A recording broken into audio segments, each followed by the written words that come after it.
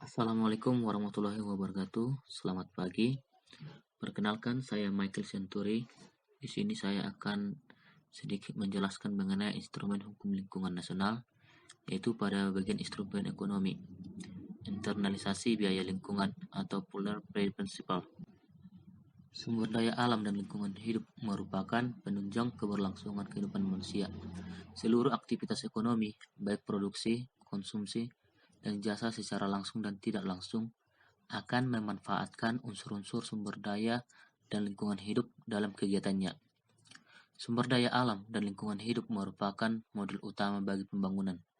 Namun pemanfaatannya sering mengabaikan keberlanjutan, nilai dan kelestarian fungsi lingkungan hidup.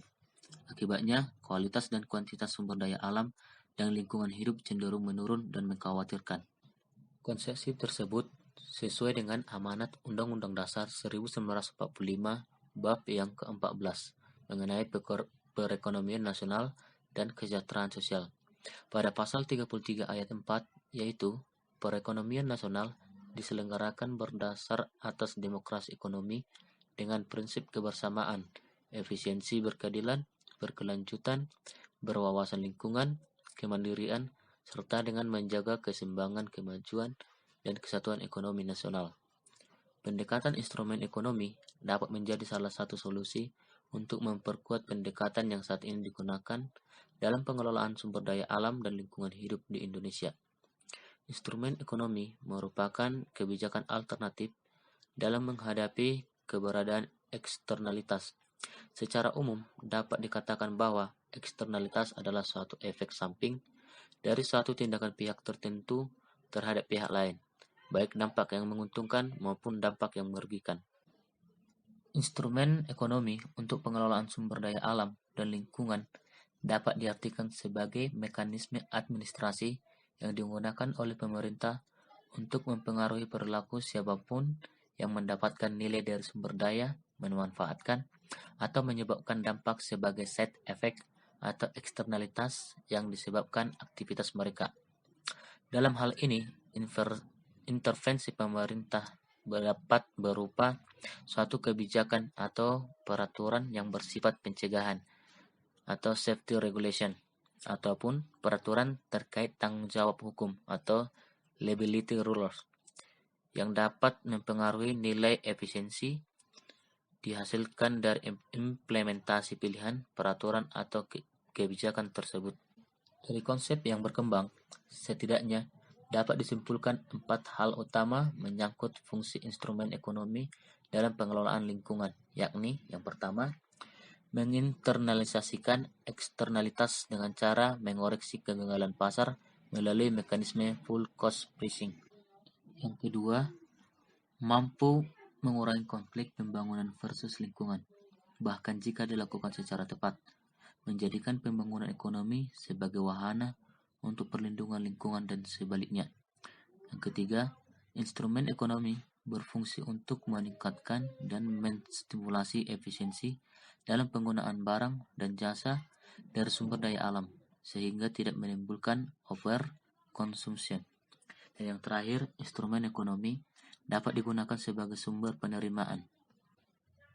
Pembangunan ekonomi nasional sebagaimana diamanatkan oleh Undang-Undang Dasar Negara Republik Indonesia tahun 1945 diselenggarakan berdasarkan prinsip pembangunan berkelanjutan dan berwawasan lingkungan. Oleh sebab itu, pelaksanaan pembangunan nasional perlu memperhatikan 3 pilar pembangunan berkelanjutan secara seimbang, yakni pertumbuhan ekonomi, pembangunan sosial, dan pelestarian lingkungan hidup. Dalam rangka melestarikan fungsi lingkungan hidup, pemerintah dan pemerintah daerah wajib mengembangkan dan menerapkan instrumen ekonomi lingkungan hidup sebagaimana disebutkan dalam pasal 42 ayat 1 UU PPLH. Menurut definisinya, instrumen ekonomi lingkungan hidup adalah seperangkat kebijakan ekonomi untuk mendorong pemerintah, pemerintah daerah, atau setiap orang ke arah pelestarian fungsi lingkungan hidup. Oleh karena itu, instrumen ekonomi lingkungan hidup adalah salah satu bentuk instrumen yang fungsinya mencegah pencemaran dan atau kerusakan lingkungan hidup. Dalam penjelasan pasalnya, yang dimaksud dengan instrumen ekonomi dalam perencanaan pembangunan adalah upaya internalisasi aspek lingkungan hidup ke dalam perancangan dan penyelenggaraan pembangunan dan kegiatan ekonomi. Amanat dalam UU PLH sendiri memang sudah jelas bahwa pemanfaatan sumber daya alam dilakukan berdasarkan RPPLH dalam setiap tingkatannya, melalui RPPLH nasional, provinsi, dan kabupaten kota. Sebagai sebuah konsep perancangan ekonomi pembangunan, RPPLH disusun dengan memuat rencana-rencana mengenai yang pertama, pemanfaatan dan atau pencadangan sumber daya alam. Yang kedua, pemeliharaan dan perlindungan kualitas dan atau fungsi lingkungan hidup. Yang ketiga, pengendalian, pemantauan, serta pendayagunaan dan pelestarian sumber daya alam. Dan yang terakhir, adaptasi dan mitigasi terhadap perubahan iklim. Lebih lanjut, pasal 43 ayat 1 UU PPLH mengatur adanya instrumen yang sifatnya lebih teknis dan tematis sebagai perwujudan dari instrumen ekonomi untuk perencanaan pembangunan yang meliputi 1. Neraca sumber daya alam dan lingkungan hidup. 2. Penyusunan produk domestik bruto dan produk domestik regional bruto yang mencakup penyusutan sumber daya alam dan kerusakan lingkungan hidup. Yang ketiga, mekanisme kompensasi atau imbal jasa lingkungan hidup antar daerah. Dan yang keempat, internalisasi biaya lingkungan hidup. Kemudian selanjutnya adalah mengenai penataan sukarela dan best practice.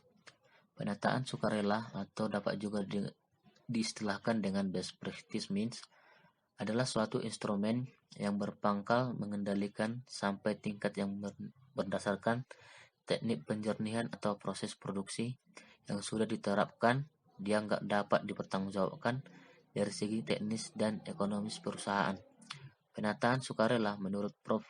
Kusnadi adalah representasi best practice, sebab hanya usaha atau kegiatanlah yang mengerti seluk-beluk usaha mereka, dan merekalah yang mengerti bagaimana meminimalisasi limbah atau emisi atau menjaga kelestarian lingkungan hidup serta mengelola dampak yang ditimbulkan akibat kegiatan produksinya.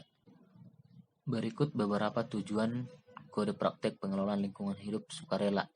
Pertama, tujuan pertama kode praktek pengelolaan lingkungan hidup sukarela ialah untuk membebaskan diri dari peraturan perundang-undangan yang kaku. Yang kedua, mereka juga menyadari perundang-undangan lingkungan hidup tidaklah statis, melainkan berubah secara dinamis dari waktu ke waktu. Yang ketiga, mereka sebagai pelaku usaha ingin menangkal kritik LSM yang bertubi-tubi, yang tidak jarang disertai dengan demonstrasi, boikot, dan pengadilan. Dan yang terakhir, mereka ingin mendapatkan kembali dengan membuka jalur komunikasi dengan masyarakat. Baiklah, sedikit yang bisa saya sampaikan mengenai instrumen hukum lingkungan nasional. Semoga bermanfaat dan terima kasih.